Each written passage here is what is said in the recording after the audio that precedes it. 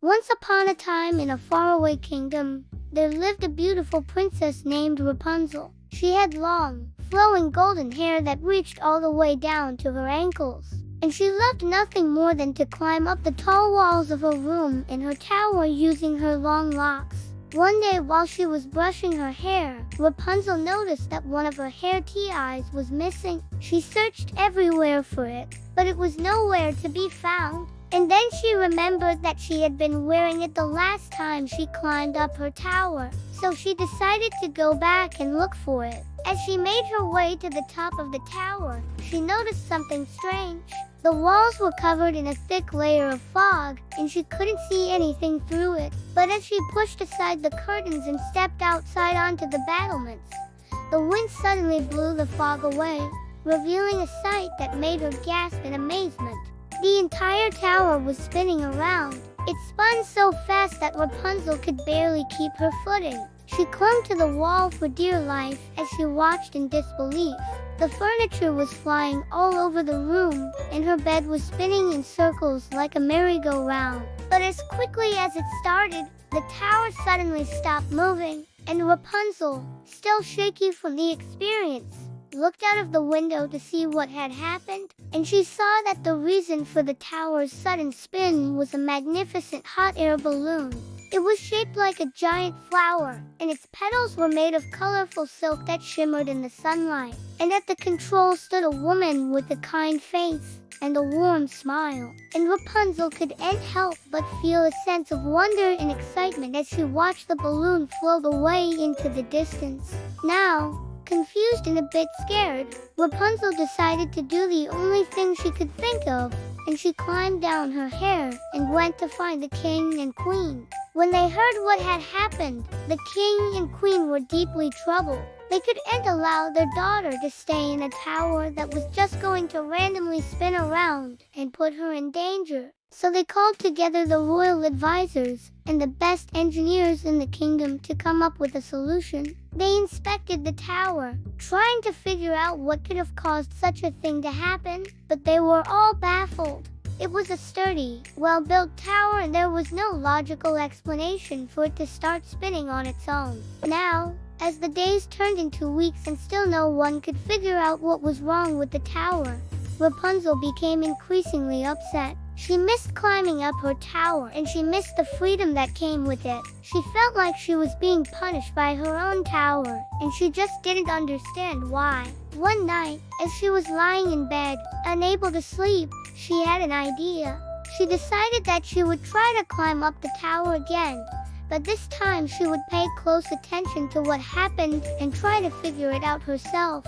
So the next morning, after everyone had left for the day, Rapunzel made her way to the tower. She took a deep breath, closed her eyes, and started to climb. As she ascended the tower, she focused on the feeling of the rope beneath her fingers and the wind in her hair. And when she finally opened her eyes, she saw something amazing. The tower was still. There was no mist or fog, and the walls were bare and empty. And then she noticed a small hole in the wall, and when she looked through it, she saw a spiral staircase that led to the top of the tower. Now, curious and a little bit suspicious, Rapunzel decided to follow the staircase. And as she climbed higher and higher, she noticed that the steps were much smoother and quieter than the rope ladder she was used to. And at the top of the stairs, she found another door, and it was unlocked.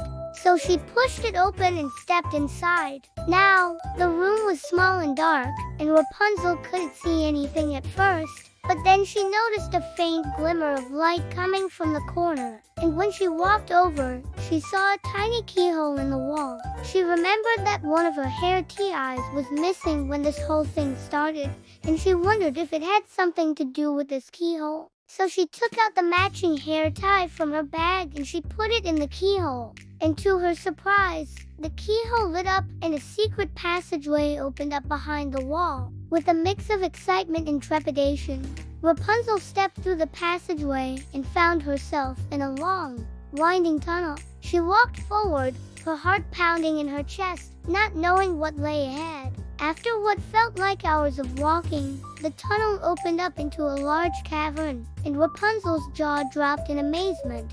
The cavern was filled with thousands of flowers of all shapes, sizes, and colors, and they were arranged in intricate patterns on the walls and ceiling. And in the center of the cavern was a beautiful woman with long, flowing hair that reminded Rapunzel of her own. The woman turned around and smiled warmly at Rapunzel. "Hello, Rapunzel," she said. "I've been expecting you." "Who are you?" Rapunzel asked. "And how did you know my name?" "I am the guardian of these gardens," the woman replied. "And I knew you would come because I sent a hot air balloon to bring you here. I needed your help." "My help?" Rapunzel said, confused. "But how can I help you? These gardens are dying," the woman said, her voice filled with sadness. "And only someone with hair as pure and radiant as yours can save them. I need you to climb to the top of the tallest flower and pull the lever to release the seeds." Now, Rapunzel hesitated. She didn't know if she could do this, but she didn't want to see the beautiful gardens die. So she took a deep breath and said, "Okay, I'll do it." Now, Rapunzel began her ascent up the tallest flower, and as she climbed higher and higher, she could feel the weight of the task ahead of her. If she didn't do this right, the gardens might not be saved. But as she neared the top of the flower, she could see the lever and she reached out and pulled it. The seeds began to rain down onto the gardens below, and Rapunzel could feel the life and energy returning to the plants. The guardian of the garden smiled at Rapunzel and said, "Thank you, Rapunzel. You have saved these gardens." Now, Rapunzel had never felt so proud and accomplished. She had faced her fears and helped someone in need, and she knew that she would never forget this experience. And as the sun began to set, Rapunzel knew it was time to go home. She said goodbye to the guardian of the gardens and promised to return if she ever needed help. And when she got back to her room in the tower, she noticed that the walls were no longer bare. They were covered in beautiful paintings that depicted scenes from her adventure in the gardens. And as Rapunzel looked at the paintings, she realized that her tower wasn't just a place of confinement. It was also a place of growth and transformation. She had faced her fears and discovered new strengths within herself. And from that day on, Rapunzel never looked at her tower the same way again.